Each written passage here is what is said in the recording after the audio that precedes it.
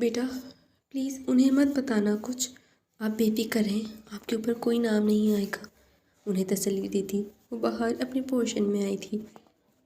اس کے شوہر کی زندگی اتنی تلخ ہوگی اس نے سوچا بھی نہیں تھا۔ بظاہر خوش دکھنے والے لوگ اندر سے کتنے ٹوٹے ہوتے ہیں اس کا تو کسی کو احساس نہیں ہوتا۔ سب اپنی زندگی میں گم، کسی کی پرواہ کب کرتے ہیں۔ وہ بھی ایک ٹوٹا ہوا شخص تھا جو دنیا کے سامنے مضبوط بنا رہتا تھا، مگر آج ماہی کو احساس ہوا تھا کہ وہ اندر سے کتنا اکیلا ہے۔ وہ ڈرتا تھا کہ کہیں وہ پھر سے اکیلا نہ رہ جائے، اس لیے وہ اکثر زیادتی کر جاتا تھا۔ آج اس کی حقیقت جانتے وہ بہت افسردہ سی ہو گئی تھی۔ لمحے کو بھی اس کے دل میں یہ خیال نہیں آیا کہ وہ اسے چھوڑ جائے، بلکہ اسے تو اب ارحم کو سنبھالنا تھا، اسے اپنے ساتھ کا یقین دلانا تھا، مگر یہ اتنا بھی آسان نہیں تھا۔ بچپن کے لگے زخم کو بھرنے میں ابھی بہت وقت درکار تھا۔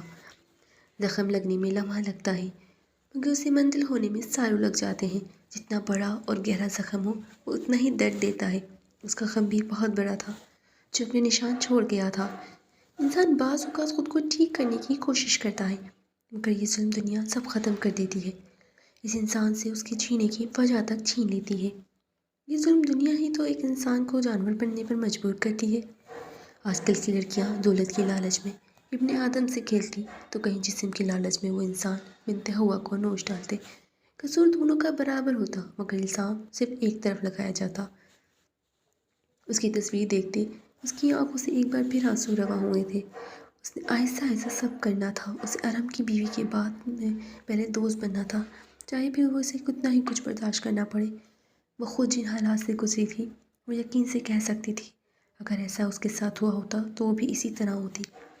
آفس کے کیبن میں وہ مضطرب سا بیٹھا تھا، جانتا تھا کل جو ہوا غلط ہوا، مگر وہ اپنے ڈر کا کیا کرتا۔ ماہی کو دیکھ وہ اس کی طرف اٹریکٹ ہوا تھا، مگر وقت کے ساتھ ساتھ وہ اس سے محبت کرنے لگا تھا۔ وہ معصوم تھی، سیدھی سادھی، مگر نہ جانے کیوں اسے اپنا ماضی بھولتا ہی نہیں تھا۔ وہ جب بھولنا چاہتا اس کا ماضی پوری آب و تاب کے ساتھ اس کے سامنے آ جاتا۔ وہ انجانے میں اسے اذیت سے دوچار کر دیتا۔ ابھی بھی وہ پچھتاووں کی زد میں تھا۔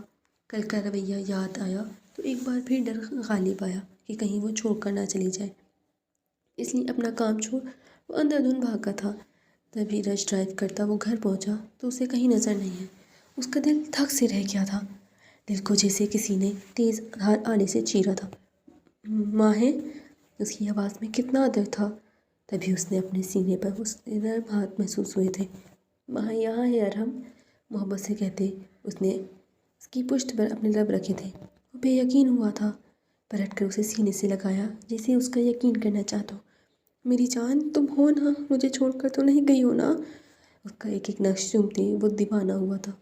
میں ہی ہوں ارحم، میں نے کہاں جانا ہے، میرا ٹھکانہ تو آپ ہی ہے نا؟ اس کے چہرے کو ہاتھوں میں لیے اس نے محبت سے کہا تھا۔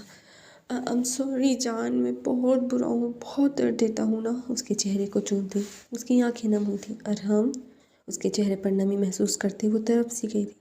نہیں روئے نا؟ اس کا ہاتھ تھامتے اسے بیڈ پر بٹھائے اس نے محبت سے اس کے آنسو صاف کیے۔ میں ایک اچھا انسان نہیں ہوں ماہی، مجھے سب چھوڑ جاتے ہیں، تم بھی چھوڑ جاؤ گی میں جانتا ہوں۔ وہ تڑپ رہا تھا۔ کس نے کہا ماہی اپنے ارحم کو چھوڑ کر جائے گی؟ ماہی کے ارحم تو بہت پیارے اور اچھے انسان ہیں، ان کی جیسا تو کوئی ہے ہی نہیں، اور ماہی وعدہ کرتی ہے ماہی اپنی آخری سانس تک اپنے ارحم کو نہیں چھوڑے گی۔ اس کے ماتھے پر لب رکھے تو وہ سکون سے آنکھیں موند گیا۔ اس نے جھک کر اس کی آنکھوں پر لب رکھے تھے، آہستہ سے اس کی گال پر لب رکھے۔ وہ اس کے ہونٹوں کے پاس آئی تھی اور تھوڑا جھجکی مگر ہمت کر کے اس کے لبوں پر اپنے لب رکھے تو وہ دیوانہ ہوا تھا۔ اسے مضبوطی سے تھامے بیڈ پر گرایا تھا اور وہ کڑی ڈال کی طرح اس کے سینے پر گری تھی اور وہ اس پر اپنی گرفت سخت کرتا چلے گیا۔ وہ آنکھیں موندے اسے محسوس کرنے لگی۔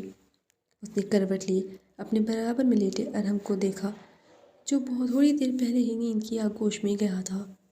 اس نے محبت سے اس کے بال سمیٹے اور اس کے ماتھے پر لب رکھے تھے۔ وہ اسے بدل دے گی، اپنی محبت کے رنگ میں رنگ دے گی۔ اسے یقین تھا اس پر کمفرٹر ٹھیک کرتے وہ بال سمیٹ کر اٹھ کر کھڑکی میں آ گئی۔ شام کی سائے دور دور تک پھیل رہے تھے، مگر اس کا دل روشن تھا کیونکہ اس نے کسی کی زندگی بچانے کا عہد کیا تھا۔ اسے اپنے محبوب شوہر کو اس دنیا کی تلخی سے دور لے کر جانا تھا، لیکن اس کے لیے اسے یہاں سے ارم کو دور لے کر جانا تھا، مگر کہاں؟ اسے ایسی جگہ دیکھنی تھی جہاں ماضی کی کوئی تلخی نہ ہو۔ وہ ارم کو سب سے چھپا کر کہیں دور لے جانا چاہتی تھی۔ اس کا دماغ تیزی سے تانے بانے بن رہا تھا۔ سب ٹھیک ہو جائے گا، اس نے خود کو یقین دلایا تھا۔ ارم، آپ تو مجھے کہیں گھمانے بھی نہیں لے کر گئے۔ وہ دونوں اس وقت لاؤن میں بیٹھے چائے سے لطف اندوز ہو رہے تھے۔ تبھی اس نے منہ بسور کر شکوہ کیا تو وہ مسکرا دی۔ کہاں جانا ہے میری جان نے؟ ہلکا سا جھک کر اس نے محبت سے پوچھا تھا۔ اس نے پرسوچ انداز میں اپنی تھوڑی پر انگلی رکھی۔ ارم کو اس وقت کو ڈھلتی شام کا ایک بے حد خوبصورت منظر لگی تھی۔ وہاں جہاں بس خوشیاں ہوں، کوئی غم نہ ہو، آپ ہو، میں ہوں، ہماری محبت ہو۔ وہ ایک جب سے آنکھیں میچ کر بولی تو وہ مبہوت سا ہوا تھا۔ بھلا وہ کہاں اس قابل تھا کہ اسے اتنا پیارا ساتھی ملتا؟ ایسی جگہ کہاں ہے، اب یہ بھی بتا دے محترمہ۔ وہ ذرا جھکا تو وہ دل فریب انداز سے مسکرائی تھی۔ آپ کی باہوں میں، اس نے ہاتھ پر اپنا ہاتھ رکھے وہ سچائی سے گویا ہوئی، جبکہ اس کی بات پر وہ دل سے مسکرایا تھا۔ مجھے بھی وہیں سکون ملتا ہے۔ وہ اس کے ہاتھ پر اپنی گرفت مضبوط کرتا بولا تھا۔ تو چلے نا کہیں جہاں بس محبت کی محبت ہو، نہ آپ کا غصہ، نہ کام، لڑائی۔ ٹھیک ہے میری جان، میں کل تک سارے کام سمیٹ کر ٹکٹ کرواتا ہوں۔ سچی میں؟ وہ بچوں کی طرح خوش ہوئی تھی۔ مچی میں؟ وہ بھی اسی کی طرح بولا تو کھلکھلا کر ہنس پڑی۔ زندگی کو اسے خود سہل کرنا تھا۔ وہ اپنی زندگی جو کسی ماضی کی تلخی کی نظر کبھی نہیں کر سکتی تھی۔ آج کا پورا دن اس نے اپنا کام ختم کرنے میں لگایا تھا۔ وہ اسے پاکستان ٹور پر لے کر جانا چاہتا تھا، مگر یہاں کے کام بھی نہیں چھوڑ سکتا تھا، اس لیے سارے کام نپٹاتے اسے کافی رات ہو گئی تھی۔ اس کے لیے کچلی لی وہ گھر آیا تھا۔ اندر داخل ہوتے ہی اس کی نظر صوفے پر موجود ماہی پر پڑی تھی، جو شاید اس کا انتظار کرتے کرتے نیند کی آغوش میں چلی گئی تھی۔ اسے اس پر رچ کر پیار آیا تھا۔ وہ کیوں اتنی اچھی تھی؟ اسے باہوں میں بھرے وہ اسے اوپر کمرے میں لایا تھا اور اسے بیڈ پر لٹائے وہ پیار سے اسے دیکھنے لگا۔ عورت کو لے کر اس کا نظریہ بدل رہا تھا۔ وہ خود کو خوش قسمت تصور کر رہا تھا۔ اگلی صبح بہت روشن تھی۔ وہ دونوں جلد ہی اپنی منزل پر روانہ ہوئے تھے اور ہم نے بائی روڈ جانے کا فیصلہ کیا تھا۔ پورے راستے وہ اس کا دماغ کھاتی رہی تھی۔ وہ یہ سب پہلی بار دیکھ رہی تھی اور وہ مسکراہٹ دبائے اس کا اشتیاق سے بھرپور چہرہ دیکھ کر سکون محسوس کر رہا تھا۔ سفر طویل تھا اور ہم نے راستے میں ایک ہوٹل میں گاڑی روکی تھی جہاں سے انہوں نے رات کا کھانا کھایا تھا۔ ارم، یہ کھانا تو بہت مزے کا ہے، وہ چٹخارا لیتے ہوئے بولی تو اس کی صدا پر اشک اٹھا تھا۔ میری جان، یہ چاہے کتنا بھی اچھا کیوں نہ ہو، تمہارے ہاتھ کے کھانے جتنا لذیذ نہیں ہے۔ اوہو، آپ تو بس میری تعریف کرنے کا موقع چاہیے، یہ نہ ہو اس تعریف سے کہ پھول کر میں موٹی ہو جاؤں۔ وہ ہنس کر بولی تو وہ سر ہلا گیا۔ کھانا کھا کر وہ 7 بنے سرائے میں آئے تھے۔ چھوٹا کمرہ تھا مگر بے حد صاف ستھرا، چھوٹا سا بیڈ، سائڈ ٹیبل اور ایک الماری اور دیوار کی شیشہ۔ وہ تو یہاں کی ہی دیوانی ہو رہی تھی۔ پوری رات اس کے سینے پر سر رکھے اس نے آنے والے دنوں کی پلاننگ کی تھی۔ اگلے دن وہ لوگ مری پہنچے تھے۔ ارم، آرام نہیں کرنا نا؟ ارم کو بستر میں منہ دیے دیکھ وہ چٹکی تھی۔ تبھی اچانک سے ارم نے اس کا ہاتھ تھام کر اسے اپنی طرف کھینچا تھا اور اس کے لبوں کو اپنی گرفت میں لیا تھا اور پھر اسے بنا کچھ کہنے کا موقع دیا۔ وہ اپنی منمانی پر اتر آیا تھا اور اس کا لمس پاتے ہی وہ بھی مدہوش ہوئی تھی۔ صبح وہ معمول سے پہلے ہی اٹھ گئی تھی اور ارم کو بھی اٹھا کر کھڑا کیا تھا، جو اب معصوم شکل بنائے اسے دیکھ رہا تھا اور وہ ظالم بنی اپنی تیاریاں مکمل کر رہی تھی۔ ایسے مت دیکھیں، رات آپ نے ترس کھایا تھا جو میں کھاؤں؟ تو بھائی میں نے تو آرام ہی کروایا تھا، لیکن میں نہیں کراؤں گی، چلے اب۔ اس کا ہاتھ تھامتی وہ باہر بڑھی تھی اور پھر ارم نے اسے رتھیا گلی اور کئی مشہور جگہیں دکھائی تھیں۔ ارم، یہ کتنا خوبصورت ہے نا؟ سامنے بنے پہاڑ دیکھ وہ مبہوت ہوئی تھی۔ وہاں سے انہوں نے بہت کچھ کھایا بھی تھا اور اس نے اپنے لیے پیک بھی کروایا تھا۔ پورا دن وہ واپس آئے تھے۔ اگلے دن انہیں پھر آگے کا سفر کرنا تھا۔ اگلی صبح ان لوگوں نے آنسو جھیل کا دورہ کیا تھا۔ پورا دن آس پاس کی وادی گھومتے وہ بس ایک دوسرے میں مدہوش تھے۔ ڈرائی فروٹس کے درخت دیکھ وہ حیران ہوئی تھی، اتنے سارے پھلوں کے درخت اور وہاں موجود جھیلیں اور دریا۔ اس کا بس چلتا وہ تو وہیں رہ جاتی۔ ارم اسے زبردستی اپنے ساتھ ہوٹل لایا تھا۔ تبھی اچانک ارم کا فون بجا تھا، جسے سن کر وہ زمین پر بیٹھتا چلے گیا۔ ارم، کیا ہوا ہے ارم؟ وہ بدحواس ہی آگے بڑھی تھی۔ سب ختم ہو گیا ہے نور، سب کچھ کیا ہوا ہے، کچھ بتائیں گے؟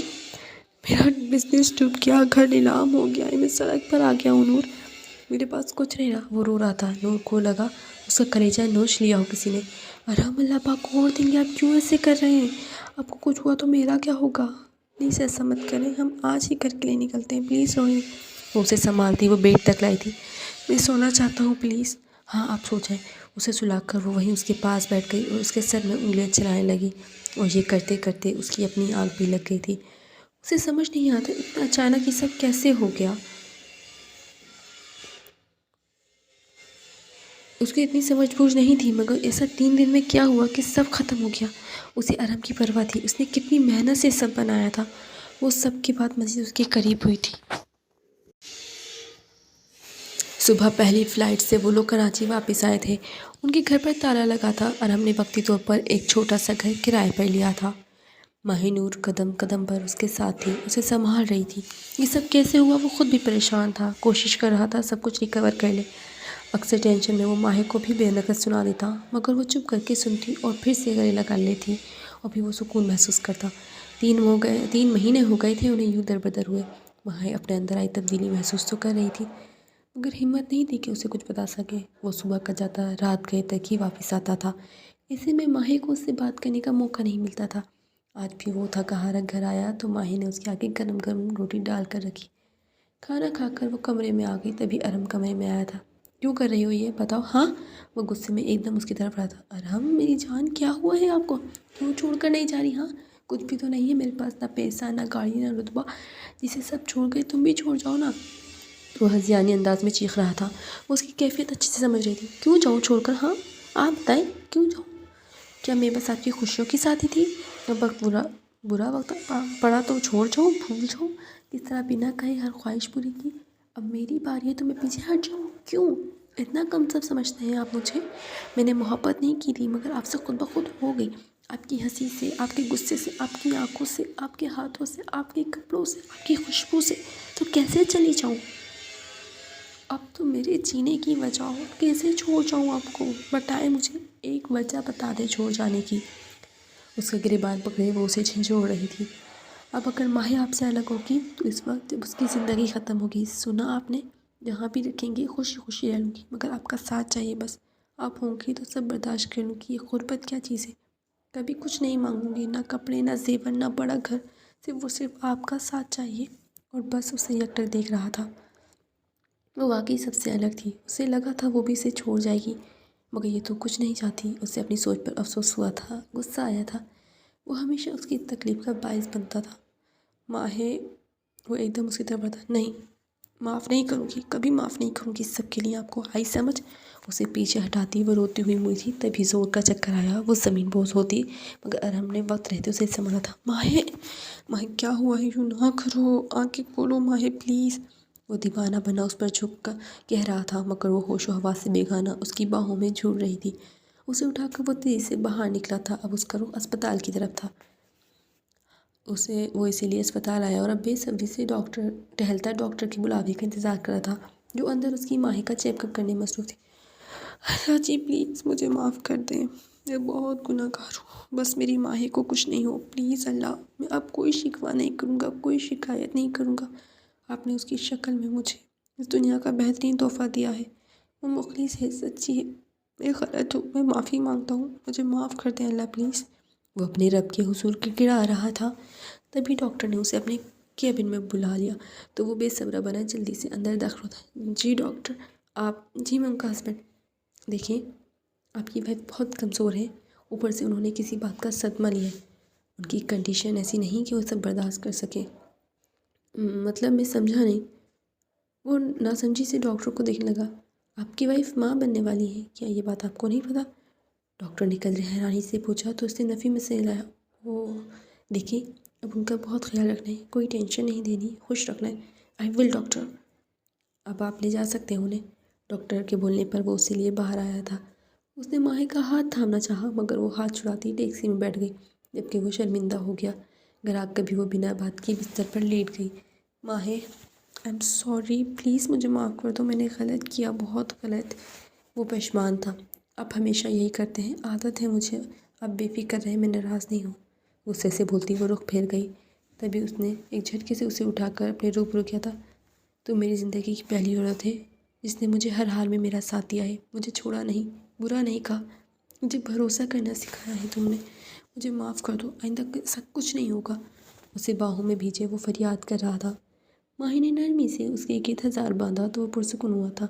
آنے والی صبح ان کے لیے خوشیاں لائی تھی۔ ارحم اپنا کیس جیت گیا تھا، اسے اس کی ساری پراپرٹی واپس مل گئی تھی۔ وہ یہ سب نے اپنے آنے والے بچے کے نام کر دیا۔ اس کے کچھ دشمنوں نے اس کے ساتھ پروجیکٹ چرائے تھے اور پھر اس پر دھوکہ دہی کا کیس کیا تھا، جس کی وجہ سے اس کا سب کچھ ضبط کر لیا گیا تھا، مگر پھر سر ثابت ہونے پر دشمنوں کو منہ کی کھانی پڑی تھی اور اسے اس کا سب کچھ حاصل کر لیا تھا۔ وہ جیسا بھی تھا مگر وہ قابض نہیں تھا، جھوٹا نہیں تھا۔ وہ اپنے رب کا جتنا شکر ادا کرتا اتنا کم تھا۔ زندگی پھر سے اپنی ڈگر پر آ گئی تھی۔ وہ بدل رہا تھا، وہ بدل گیا تھا، روح سے کی گئی محبت نے اسے بدل دیا تھا۔ 6 سال بعد ان کا کیا کروں ارحم، کہاں ہیں آپ؟ پلیز اپنے بچوں کو دیکھیں۔ وہ روحان سی ہوئی تھی جنہوں نے پورا گھر سر پہ اٹھا لیا تھا۔ وہ گھن چکر ہو گئی تھی ارحم کے سامنے شریف بننے، وہ اسے تگنی کا ناش نچا دیتے تھے، مگر ان کی یہی شرارت اس گھر کی رونق تھی۔ ارحم کا خاندان نہیں تھا، اس کی خواہش تھی اس کا گھر ہو، اس کے بہت سارے بچے ہوں، اور اب وہ اس کے بہت سارے بچوں کے بیچ بیٹھی ان کی شرارتوں پر ہنس رہی تھی، کیونکہ جانتی تھی کبھی کبھی بچوں کے ساتھ بچہ بن کر ہی انہیں سمجھایا جا سکتا ہے۔